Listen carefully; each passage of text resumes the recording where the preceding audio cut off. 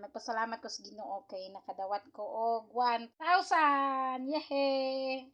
Pero sa akong pagdawat, wala ko kabalo nga papel ba to o plastic ba? Karon ra nako natan-aw buntag nga hala plastic man di ay maay na lang kay wala na ko mapilo. Kinaara ba ko ni bagong kaso ron nga makamulta tag 10,000 ani kung mapilo ni. Ginoo. Sorry kay Lord, natawag na ko imong hala. Hala, oh, hadlok kayo. Oh, plastic. Na, pwede yung hadlokan na ako. Ay na lang kay wa dyan ako mapilo. Kay gabi nadawat na ko sa akong customer. Basta gibutang na nako siya sa akong massage box. Yeah. May na lang kay walay nabasa dito, walay tubig nga kon kay dili man po siya mabasa kay plastic silupin. Wala og folder bitaw nga nipis. Grabe. Lovely kaayo. Hadlok ba ning 1,000 karon? Hadlok jud.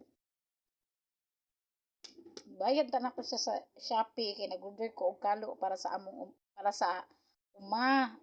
Unya pagtan-aw dako. Ala, 1,000 nga. Na-amaze ko. Grabe gyud. Hadlok ning kwartaha kung mapilo ni. Wala ba kung pitaka pang straight nga. Makamulta ta ni dako-dako. Ako lang ni iba ipalit dayon aron mailisag papel. Ginoo kahadlok ba ning kwartaha. Salamat sa Ginoo. Mora to mga dinapit diha sa atong Ginoo. Ayan. I love you to all.